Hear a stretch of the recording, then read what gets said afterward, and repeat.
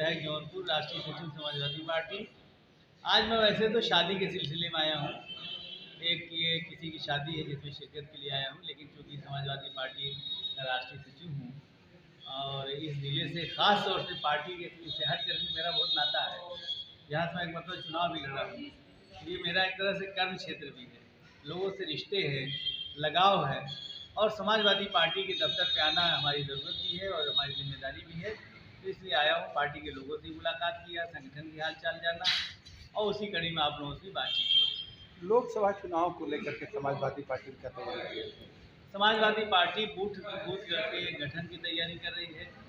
Zone बनाए गए हैं, सेक्टर बनाए गए हैं और बूथ का गठन हो रहा है, पुनर्गठन हो रहा है और ख़ास तौर से हर बूथ पे एक प्रभारी, 2 सह प्रभारी और 8 जो है वो सदस्य बनाए जा रहे हैं और जितनी जातियां हैं उस बूथ पर कम से कम 1-2 मेंबर हर जाति के हर बूथ पर जोड़ने की रणनीति बनी है, ताकि हर समाज के लोग जब वर्कर होंगे तो हर समाज के लोग समाजवादी पार्टी को वोट भी देने वाले बनेंगे।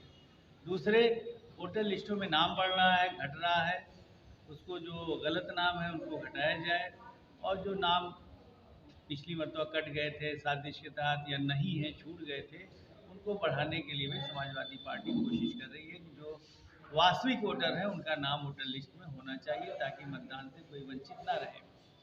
समाजवादी पार्टी के नेता आदरणीय अखिलेश यादव जी लगातार लड़ रही है। पीडीए का उन्होंने स्लोगन दिया है, पिछड़ा, दलित, अल्पसंख्यक, सवर्ण भी साथ में है, लेकिन एक पक्ष डॉक्टर है, दूसरा पक्ष मरीज है। अब कोई कहे कि फला को भर्ती करिए, जो बीमार नहीं उसको क्यों भर्ती करें। तो जो बड़ी जातियां वो डॉक्टर के रोल में हैं, उनके यहाँ ज़्यादा समस्याएं नहीं हैं। उनकी ड्यूटी है कि हमारे साथ लगकर जो दलित हैं, पिछड़े हैं, अल्पसंख्यक हैं, जिनके यहाँ समस्याओं के भंडार हैं, उनकी समस्याएं दूर करने के लिए आगे आएँ ताकि सबका पेट भरे।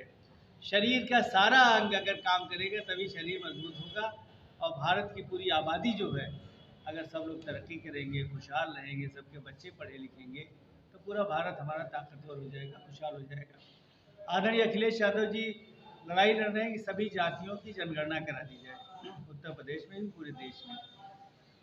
बिहार पहला राज्य बना, हम उसके लिए आदरणीय नीतीश कुमार जी को, उनकी टीम तेजस्वी यादव को और बधाई देते हैं। उन्होंने देश में पहली मरतबा जनगणना कराया और पिछड़ों को आरक्षण उन्होंने दलितों पिछड़ों को बढ़ा के 75% कर दिया।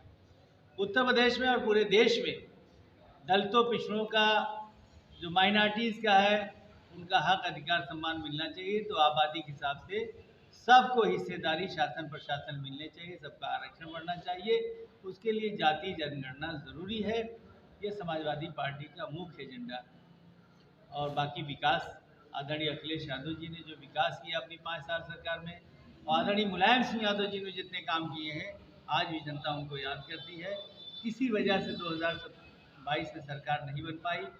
हमने उन तमाम कमियों का आकलन किया है और उसको दूर करने की कोशिश की जाएगी ताकि 2024 में भी उत्तर प्रदेश में समाजवादी पार्टी इंडिया गठबंधन बहुत भारी बहुमत से जीते और 2027 में आदरणीय अखिलेश यादव जी उत्तर प्रदेश के मुख्यमंत्री बने और संत कबीर नगर की सारी विधानसभा की सीटें हम लोग जीते।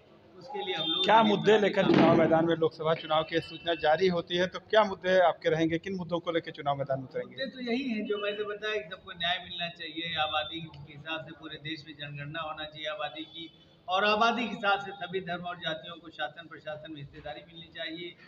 तो जैसा अखिलेश जी मांग कर रहे हैं जनगणना कराई जाए, लेकिन सरकार नहीं करा रही, तो क्या मानते हैं इसके पीछे? जो लोग सरकार में बेईमान हैं वो दलितों पिछड़ों को हक, अधिकार, सम्मान नहीं देना चाहते, इसलिए वो नहीं जनगणना करा रहे हैं। लेकिन बिहार एक ऐसा राज्य बना है जहाँ जनगणना हो गई है, जहाँ पिछड़ों दलितों का आरक्षण नीतीश कुमार ने बढ़ा दिया है। तब जो डबल इंजन की सरकार है उसको भी काम करना पड़ेगा, वरना उनकी हालत खराब हो जाएगी अगले चुनाव। कई राज्यों में विधानसभा चुनाव चल रहे हैं, समाजवादी पार्टी के लोग भी चुनाव लड़ रहे हैं वहाँ पे, तो कैसी स्थिति है आपकी? समाजवादी पार्टी ने अपनी उपस्थिति दर्ज कराया है। वहाँ के लिए पार्टी जब चल रही तो पार्टी की ज़रूरत है कि अपनी उपस्थिति दर्ज कराए, कुछ वोट हासिल करे, कुछ जीतें। उस रणनीति में समाजवादी पार्टी ने चुनाव लड़ाया है और हमें उम्मीद है कि सेकुलर पार्टियों की सरकार बनेगी उन राज्यों में और भारतीय जनता पार्टी वहाँ भी हारेगी। क्या इस विधानसभा चुनाव से आगामी लोकसभा चुनाव पे कुछ असर पड़ेगा? ज़रूर पड़ता है, हवा बनती है, पब्लिक में मैसेज जाता है और पूरे देश में असर पड़ता है। अभी मोदी जी देखिए, चुनाव था, कल है चुनाव 17 को, मध्य प्रदेश छत्तीसगढ़ में, और जाके बिरसा मुंडा के गांव में भाषण करके वहां से प्रभाव डाल रहे हैं। तो प्रभाव तो पड़ता है, हर चीज़ का पड़ता है। मोदी जी बहुत चालाक है, देखिए बिरसा मुंडा गांव पहुंच गए, वहाँ भाषण नहीं कर सकते, आचार संहिता लगी हुई मध्य प्रदेश और छत्तीसगढ़ में, तो वहाँ से भाषण करके उन्होंने आदिवासियों को, दलितों को मैसेज